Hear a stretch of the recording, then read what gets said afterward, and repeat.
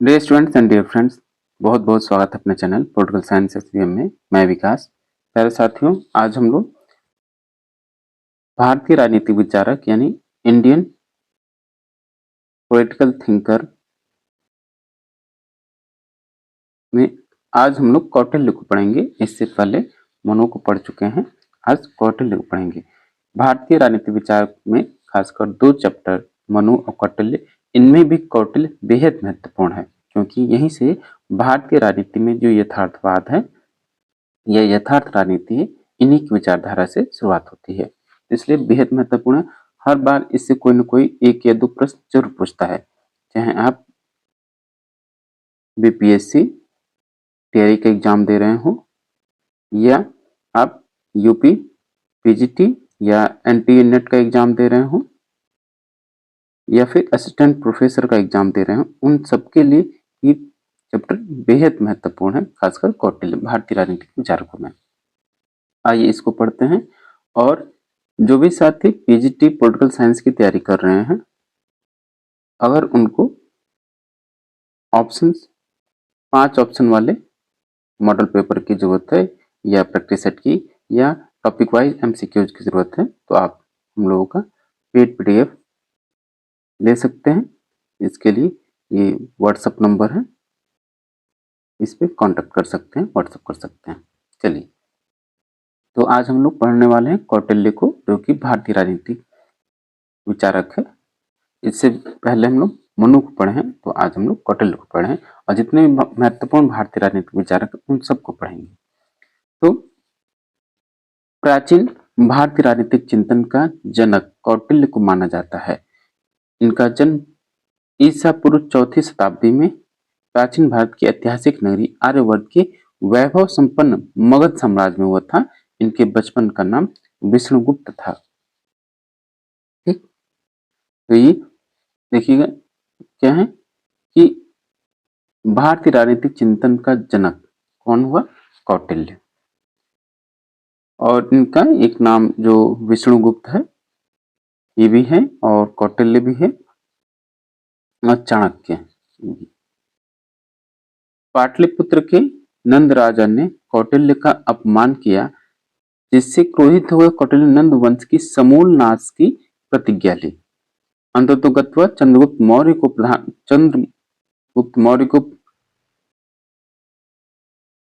मौर्य का प्रधानमंत्री ये था, प्रधान अमात्य था, बनकर नंद वंश को जड़ से उखाड़ फेंका और महान मौर्य साम्राज्य की नींव रखी। ठीक, जो चंद्रगुप्त मौर्य था, मौर्य साम्राज्य का संस्थापक, उसके ये गुरु थे। इन्हीं की मदद से उसने मगध साम्राज्य पर अपनी साम्राज्य या प्रभुसत्ता कायम की। अर्थशास्त्र का रचना या स्वरूप, इनकी महान कृति अर्थशास्त्र है, अर्थशास्त्रम, जो कि नाम तो अर्थशास्त्र है, लेकिन वो ये रचना राजनीति विज्ञान पर, राजनीतिक शास्त्र पर या राजशास्त्र पर लिखी गई है। कौटिल्य को भारत का मैकियावली कहा जाता है, और किसने कहा? जवाहरलाल नेहरू, और वो भी उन्होंने अपनी पुस्तक डिस्कवरी ऑफ इंडिया, भारत की खोज में इसको कोट किया कि कौटिल्य भारत का मैकियावली है। ठीक, कौटिल्य एक और चीज जान लीजिए, कौटिल्य जो है तक्षशिला विश्वविद्यालय में प्रोफेसर थे, यानी आचार्य थे। तक्षशिला विश्वविद्यालय में ये प्रोफेसर भी रहे हैं, तो याद रखिएगा, ये भी पूछा जाता है। अब अर्थशास्त्र की जो रचना है, अर्थशास्त्र की रचना गद्य एवं पद दोनों में की गई है। इसमें 15 अधिकरण, 150 अध्याय और 180 प्रकरण हैं। ये प्रश्न बार बार आपसे पूछा जाता है कि अर्थशास्त्र में कितने अधिकरण हैं, तो ये सबसे महत्वपूर्ण 15 अधिकरण है। ये आपको याद रखना है कि अर्थशास्त्र में 15 अधिकरण है, 150 अध्याय और 180 प्रकरण। ये आपको याद रखना है कि कितने अधिकरण हैं, 15। पहले 5 अधिकरणों में राज्य की आंतरिक प्रशासन पर प्रकाश डाला गया है। 6 से 13 अधिकरणों में राज्य के विदेशी संबंधों की विवेचना की गई है, एवं शेष 2 अधिकरणों में राज्य के अन्य विषयों की चर्चा की गई है।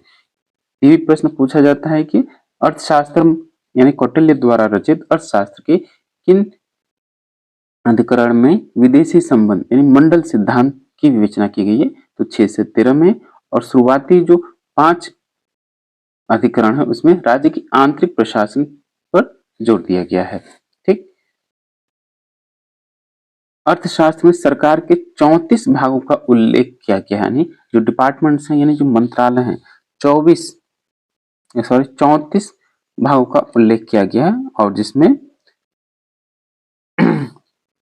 34 भाग का उल्लेख किया गया जिसमें 18 मंत्री या 18 विभागाध्यक्ष होते हैं। ठीक। एक और चीज जो अर्थशास्त्र में है इसकी जो खोज की गई श्याम शास्त्री के द्वारा। ठीक। अर्थशास्त्र श्याम शास्त्री के द्वारा खोज की गई थी। श्याम शास्त्री जी के द्वारा खोज की गई और ये मैसूर रियासत की गवर्नमेंट ओरिएंटल लाइब्रेरी में प्राचीन पांडुलिपियों के संरक्षण का काम करते थे। ठीक। ये 1905 से इसका प्रकाशन हुआ। चलिए अर्थशास्त्र के चिंतन की परंपरा को देखिए जरा, इसमें क्या क्या चिंतन बात की गई है अर्थशास्त्र में। तो बृहस्पति अर्थशास्त्र के प्रणेता माने जाते हैं। उनके अनुसार इस धरती पर अर्थ ही प्रधान पदार्थ है। अर्थ मतलब रुपया, पैसा, धन दौलत। ठीक। कौटिल्य द्वारा प्रतिपादित अर्थशास्त्र में भी इसी अर्थ प्रधान चिंतन का प्रतिनिधित्व किया गया है। धर्म व काम की उपलब्धि इसी अर्थ पर आधारित है।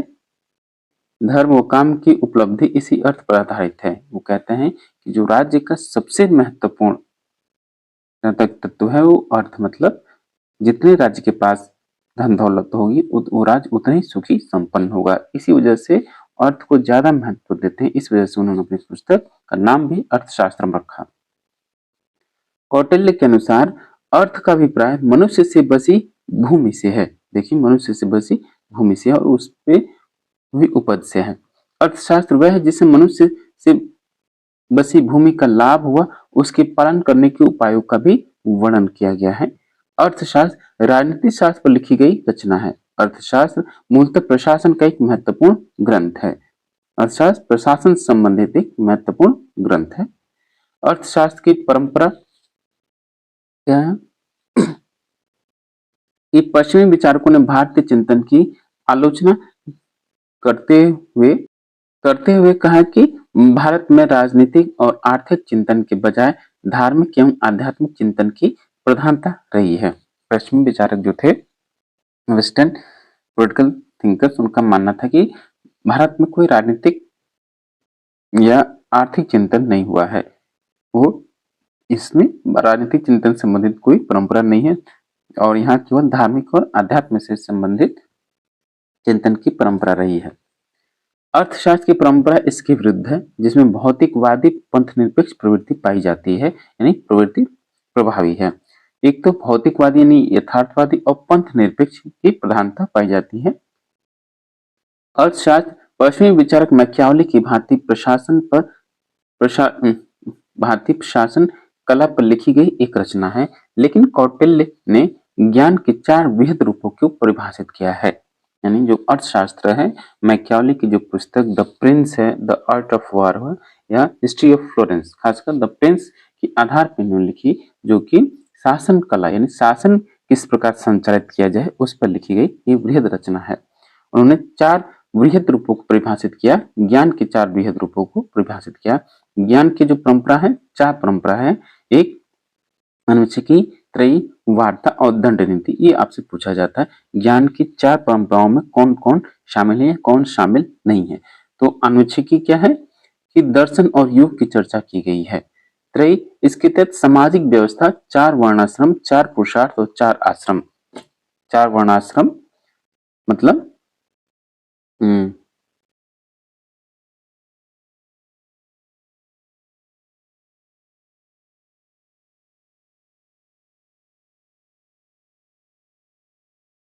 4 आश्रम और 4 पुरुषार्थ और 4 वर्णाश्रम। 4 पुरुषार्थ यानी वर्णाश्रम मतलब वर्ण जो व्यवस्था है, ब्राह्मण, क्षत्रिय, वैश्य और शूद्र। 4 पुरुषार्थ धर्म, अर्थ, काम और मोक्ष। 4 आश्रम जो है आपके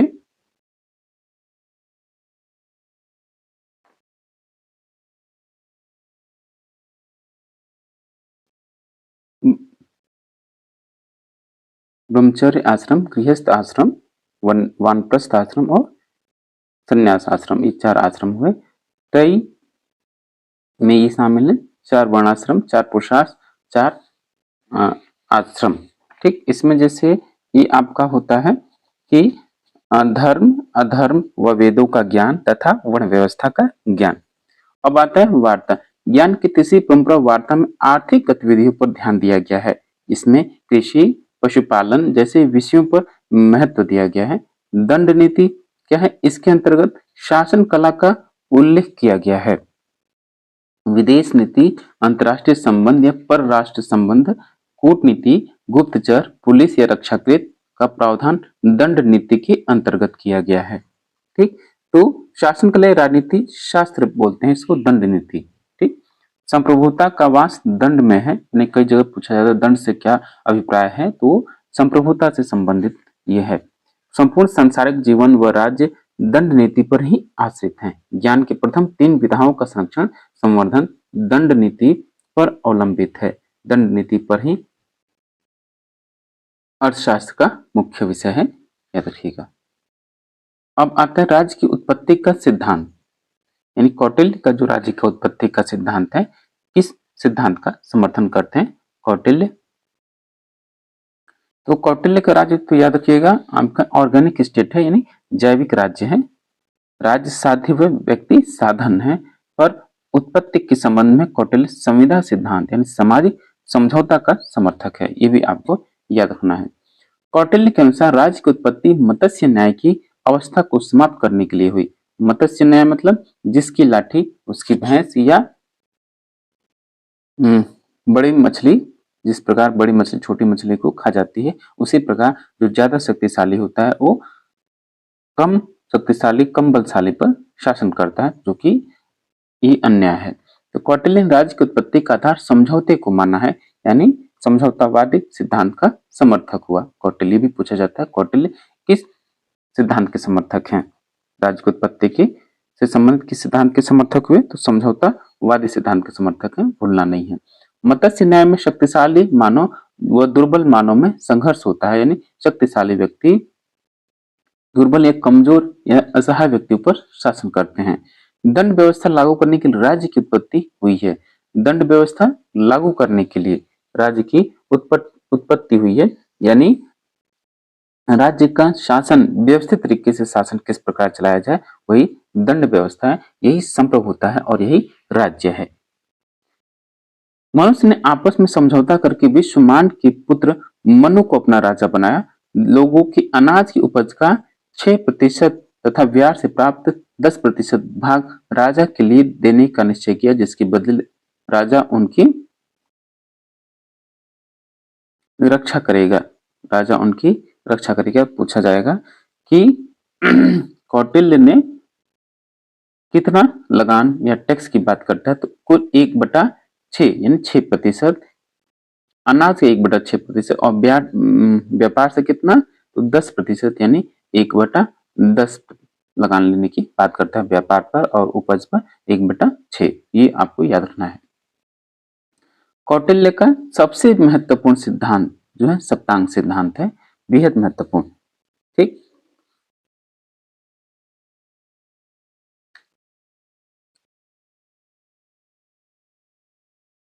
ये क्या रखिएगा, कौटिल्य को नीति शास्त्र परंपरा के विरुद्ध अर्थशास्त्र परंपरा स्थापित करने का श्रेय दिया जाता है।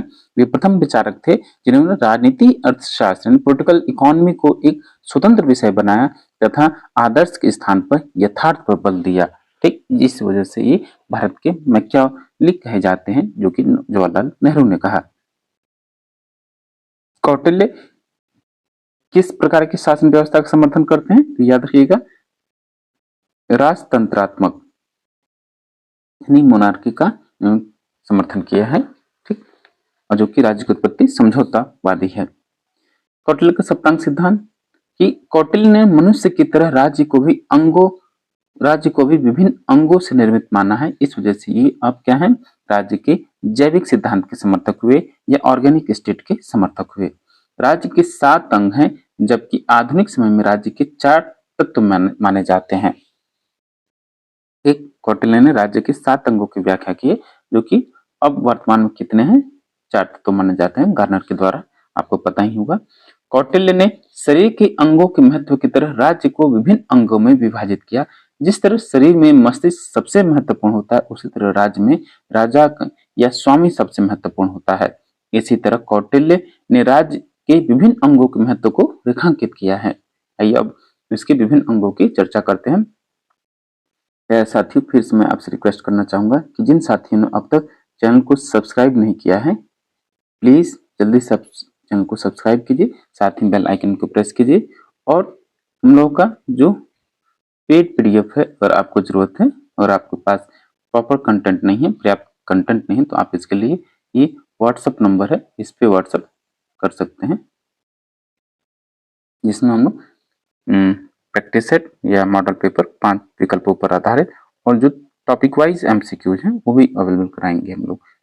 बेहतर है, क्योंकि बहुत से बच्चे जो बीपीएससी के एग्जाम दिए हैं वो उनका बहुत लाभ हुआ, चाहे वो टियर 1 टियर 2 के हो, चाहे टियर 3 के हो। चलिए, स्वामी जो है, राजा या स्वामी को शारीरिक, आत्मिक, मानसिक एवं बौद्धिक गुणों से युक्त होना चाहिए, जिसे कौटिल्य ने आत्मसम्मत की संज्ञा दी है। कौटिल्य ने राजा के लिए दिनचर्या का निर्धारण भी किया है।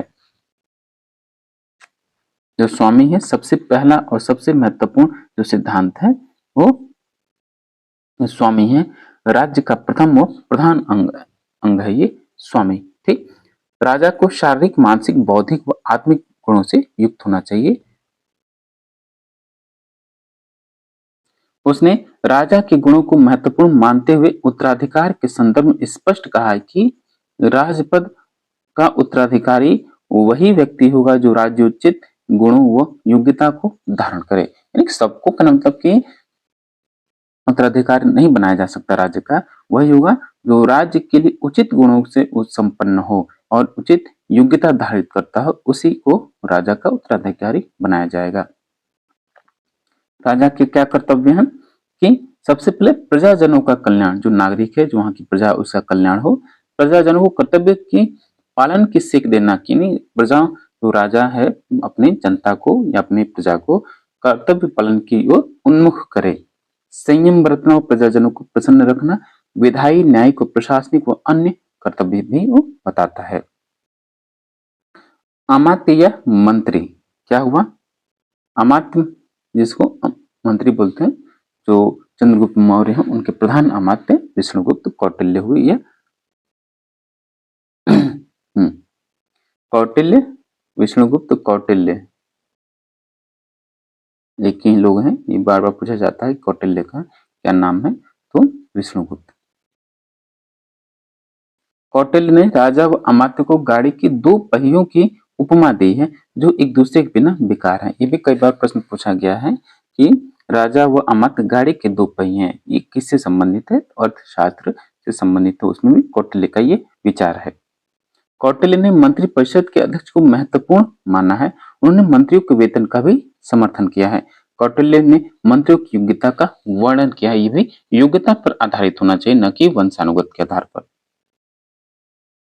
कोष, तीसरा जो महत्वपूर्ण अंग है वो कोष है, कि कौटिल्य के अनुसार कोष वृद्धि एक शक्तिशाली राज्य का आधार है, क्योंकि एक शक्तिशाली कोष के द्वारा ही एक चतुरंगणी सेना का निर्माण किया जा सकता है। ठीक, और वही चतुरंगणी सेना आपके राज्य की रक्षा करेगी और आपके राज्य में विस्तार करेगी, इसलिए वो कोष पर अधिक महत्व देते हैं।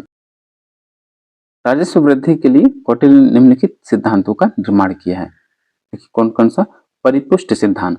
कौटिल्य के अनुसार धन की प्राप्ति उद्योगों पर करारोपण द्वारा ही होती है, लेकिन शैशव काल यानी आरंभिक काल में ही कर नहीं लगाना चाहिए, बल्कि उनके संपूर्ण विकास पर करारोपण होना चाहिए। देखिए कितनी बड़ी बात कही उन्होंने कि जो भी कोई उद्योग लगाते हैं शुरुआती दिनों में यानी शुरुआती समय में उस पर ज्यादा टैक्स न लगाया जाए, बल्कि जब वो विकसित कर जाए या एस्टेब्लिश्ड हो जाए तब उस पर टैक्स लगाया जाए। दौर्लभ्य का सिद्धांत मतलब कौटिल्य के अनुसार ऐसी,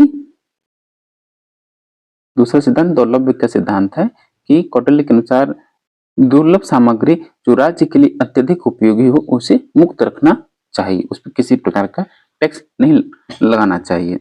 कर मुक्ति का सिद्धांत कौटिल्य के अनुसार जीवन में ऐसे विशेष कारण होते हैं जिनके अत्यधिक महत्व के कारण कर मुक्त रखना चाहिए, जैसे विशेष संस्कार, व्रत, यज्ञ एवं दान। देखिए, जो भी जीवन में जरूरी चीजें हैं उनको टैक्स फ्री किया इन्होंने।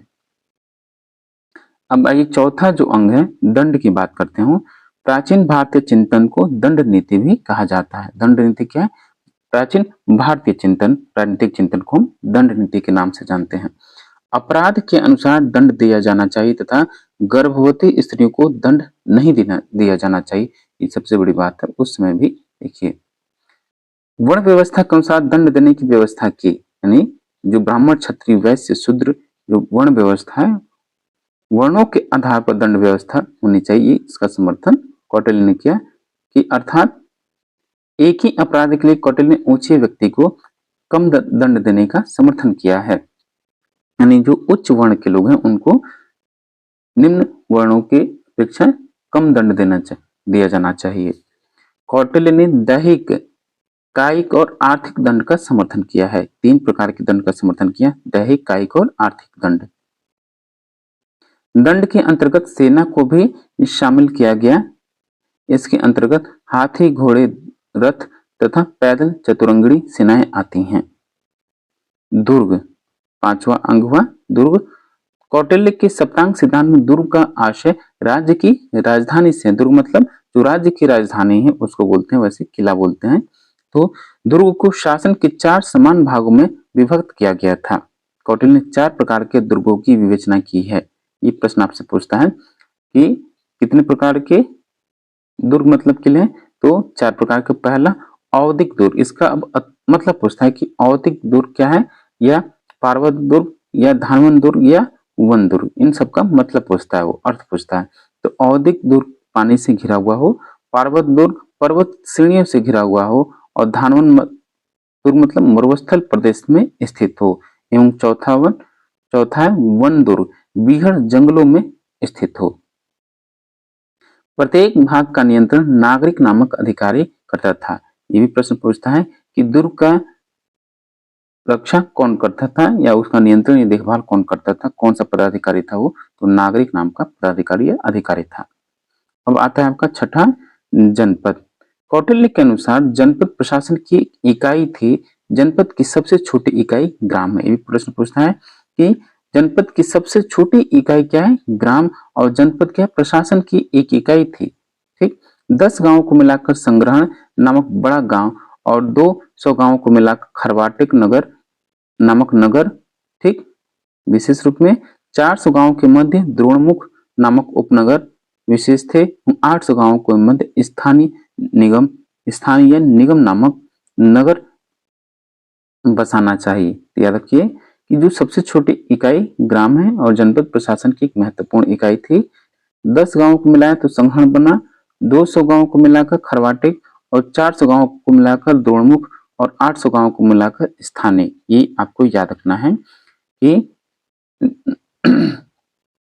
संग्रहण, खरवाटिक, द्रोणमुख और स्थानीय में कितने कितने गांव शामिल हैं, प्रश्न पूछता है, आपसे पूछा भी गया है। ग्राम की शासन व्यवस्था के संचालन हेतु ग्रामिक नामक अधिकारी की नियुक्ति की जाती थी। जो शासन व्यवस्था की जो सबसे छोटी इकाई है उसका कौन अधिकारी होता था, ग्रामिक।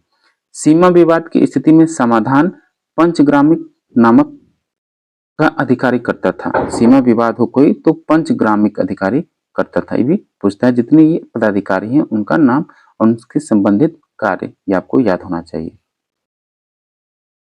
मित्र, सबसे महत्वपूर्ण और सबसे अंतिम जो राज्य का अंग है सप्तांग सिद्धांत के तहत जो कौटिल्य के द्वारा प्रतिपादित किया गया, ये कौटिल्य के अनुसार राज्य की उन्नति के लिए एवं विपत्ति के समय राज्य की सहायता के लिए मित्रों का होना बहुत ही आवश्यक है। यानी आप बिना मित्र के राज्य संचालन नहीं कर सकते, क्योंकि जब कोई विपत्ति का समय हो, या बाह्य आक्रमण हो गया, या भूख, अकाल पड़ जाए, सूखा पड़ जाए, बाह्य आक्रमण हो, या किसी भारी मुसीबत में हो, तो आपके मित्र यानी अन्य जो विदेशी राज्यों से आपके संबंध हैं, बड़े बड़े राज्य, छोटे राज्य, उनकी मदद जरूरी है ताकि वो आपके संकट काल में या विपत्ति काल में आपकी मदद कर सके। इसलिए मित्र भी जरूरी है, सुहृद जिसको मनु कहता है। कौटिल्य के सिद्धांत का अंतरराष्ट्रीय पक्ष है, यानी जो कौटिल्य का जो सिद्धांत है अपने अर्थशास्त्र में जो विवेचना करते हैं उसमें अंतर्राष्ट्रीय संबंध या विदेशी संबंध या विदेश नीति को क्या बोलते हैं? मंडल सिद्धांत। ठीक, याद रखिएगा, कौटिल्य का जो मंडल सिद्धांत है विदेशी संबंध या फॉरेन पॉलिसी से संबंधित है। अर्थशास्त्र के छठे अधिकरण के दूसरे अध्याय में कौटिल्य ने मंडल सिद्धांत का वर्णन किया है। मंडल का अर्थ है राज्यों का वृत्त। ठीक, राज्यों का वृत्त है। ठीक, मंडल सिद्धांत बेहद महत्वपूर्ण है, बार बार पूछता है। ठीक, इसमें कुल मिलाकर 12 राज्य होते हैं। ये भी पूछा जाता है कि मंडल सिद्धांत में मंडल में कितने राज्य हैं? तो 12 राज्यों का समूह होता है मंडल, जिसमें जो कि विदेशी संबंध से ये उसमें निर्धारित होता है। कौटिल्य के अनुसार अपने राज्य के विस्तार की इच्छा रखने वाला राजा विजिगीषु कहलाता है एवं भौगोलिक दृष्टि से इसका स्थान मंडल के मध्य में होता है। जो मंडल का मंडल सिद्धांत है उसमें जो बीच में राज्य है वो आपका कौन सा राज्य? विजिगीषु राज्य, जो अपने राज्य का विस्तार करने की इच्छा रखता है। ठीक, भौगोलिक दृष्टि से इसका स्थान मंडल के बीच में है। दूसरा, विजिगीषु के सामने लगा हुआ राज्य उसका शत्रु होता है, इसलिए वह अरि कहलाता है। यानी जो विजिगीषु राज्य है और उसके बगल में जो होगा, यानी कहने मतलब जो इसका पड़ोसी है वो कौन होगा? अरि कहलाता है। यानी अरि मतलब शत्रु राज्य। यानी हम विदेशी फॉरेन पॉलिसी में हमेशा पड़ोसी राज्य आपका क्या होता है? शत्रु होता है। ठीक, तो उसको अरि कहें हम। और अरि के सामने वाला राज्य, यानी इसके सामने वाला जो राज्य है, यानी अरि मित्र होता है। यानी इसका जो ये आपका विजिगीषु राज्य है उसका जो पड़ोसी होगा वो अरि यानी दुश्मन कहलाया या शत्रु राज्य कहलाया। और इसका जो पड़ोसी होगा, ठीक, ये इसका, इन दोनों में आपस में शत्रुता हुई, यानी अरि का जो शत्रु है विजिगीषु का वो मित्र हो जाए, तो इसे बोलते हैं हम अरि मित्र। ठीक, तो अरि के सामने वाला राज्य मित्र कहलाता है क्योंकि विजिगीषु का उसके साथ मैत्रीपूर्ण संबंध होता है। मित्र के सामने वाला राज्य अरि मित्र कहलाता है क्योंकि वो अरि का मित्र किंतु विजिगीषु का शत्रु होता है। तो अरि मित्र होगा, ये मित्र हुआ विजिगीषु का मित्र, और फिर इसका ये इसका अरि मित्र हो गया, ये भी अरि मित्र हुआ इन दोनों का, और ये इसका।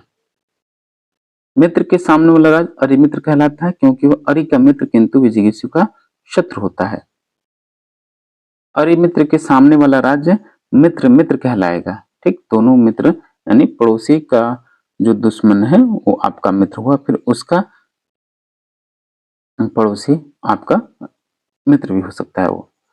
ठीक, और इसी कारण विजिगीषु के साथ में मित्रता बनी रहती है। मित्र मित्र के सामने वाला राज्य अरि मित्र मित्र कहलाता है क्योंकि वह अरि मित्र राज्य का मित्र होता है। विजिगीषु के पीछे स्थित राज्य को हम पाषाणग्रह कहा जाता है। यह भी अरि की तरह विजिगीषु का शत्रु होता है। ठीक, यानी जो पीछे होगा, ये आगे बढ़ते जा रहा और पीछे मतलब यानी ये भी पड़ोसी और ये भी पड़ोसी, तो दोनों ही पड़ोसी राज्य आपके दुश्मन कहलाएंगे। ठीक, तो पीछे वाला जो ये आप विजिगीषु है, तो इसके पीछे वाला क्या होगा? पाषाणग्रह होगा, जो कि ये भी दुश्मन ही है। पार्श्वग्रह के पीछे जो राज्य होता है उसे आक्रांता कहा जाता है। यह विजिगीषु का मित्र होता है। जैसे ये विजिगीषु, इसका पीछे इसका पार्श्वग्रह शत्रु, और इसका जो पड़ोसी दुश्मन होगा ये इसका मित्र हो जाएगा, तो इसको क्या बोलते हैं? आक्रांता। तो विजिगीषु का मित्र हो गया। आक्रांता के पीछे स्थित राज्य को पार्श्वग्रह सार कहा जाता है क्योंकि वह पार्श्वग्रह का मित्र होता है।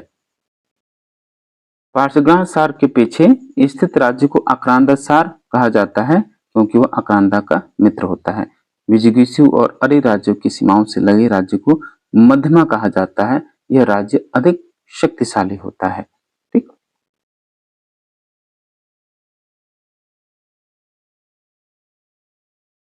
बारहवां हुआ, विजिगीषु और उसके शत्रु के मध्य कहीं भी स्थित राज्य को उदासीन राज्य कहा जाता है।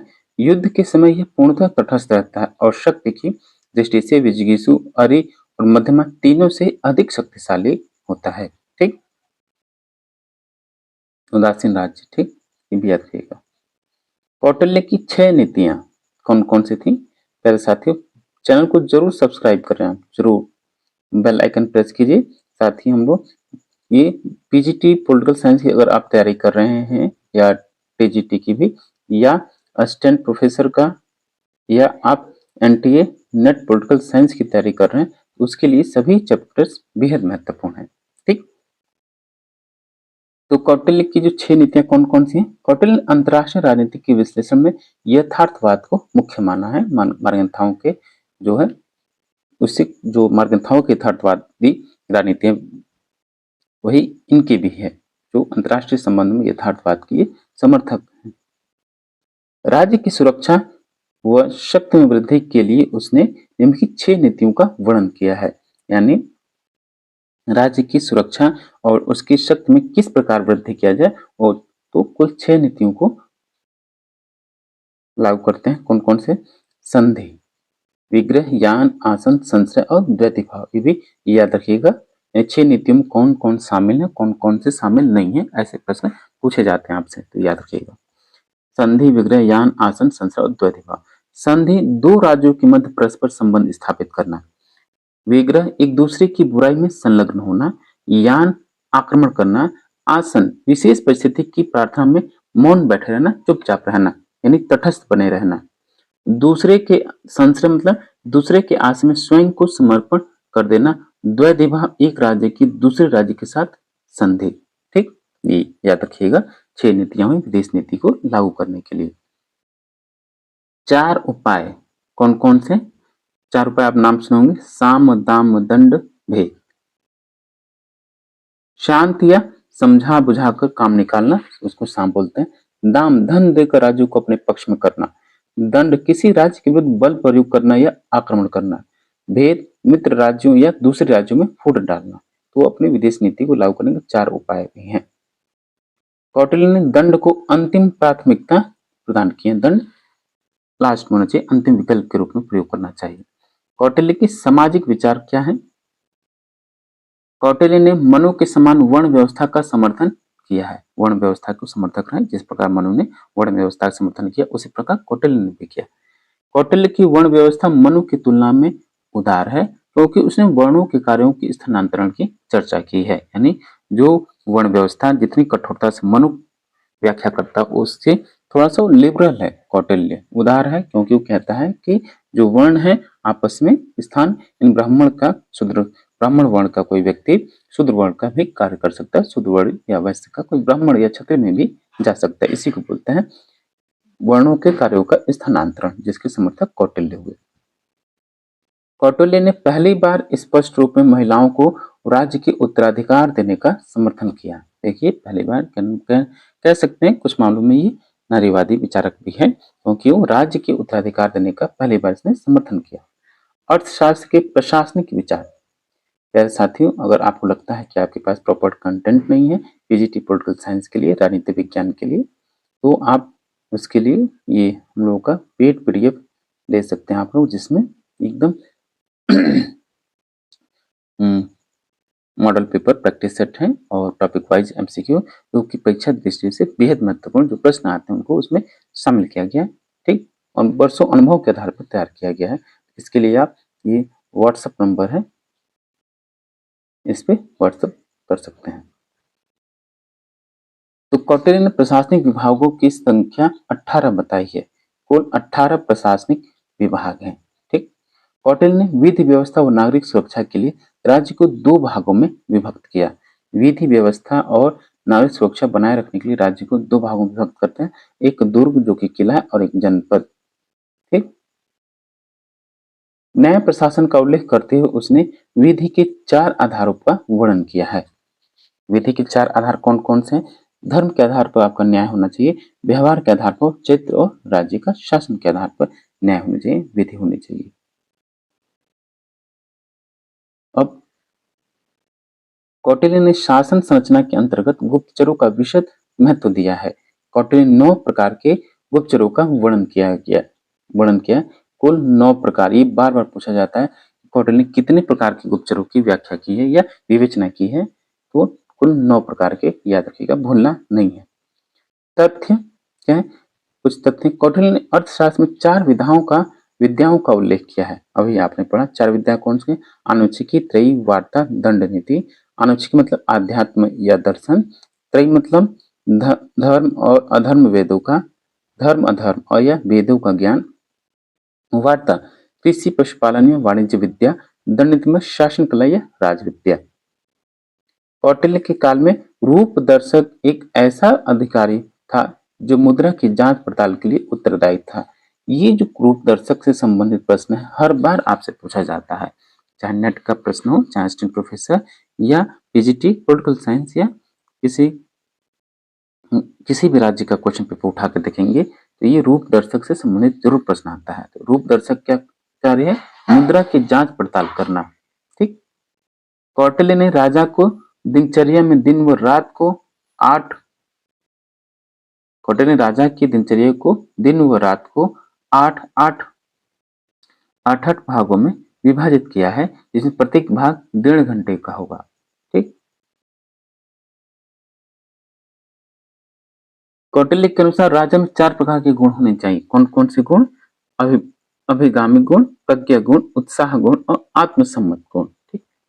अब देखिए कौटिल्य ने अर्थशास्त्र में 4 प्रकार के न्यायालयों का विवरण दिया है। ये भी क्वेश्चन बेहद महत्वपूर्ण है। कौन कौन से न्यायालय? 4 प्रकार के न्यायालय कौन कौन से? जनपद संधि न्यायालय, संग्रहण न्यायालय, द्रोणमुख न्यायालय और स्थानीय न्यायालय। ठीक। और सबसे बड़ी बात, कौटिल्य ने अर्थशास्त्र में 17 प्रकार के कानूनों का वर्णन किया है। और कौटिल्य ने रोजगार के 3 साधनों का उल्लेख किया है। कौन कौन सा? कृषि, पशुपालन और व्यापार। ठीक।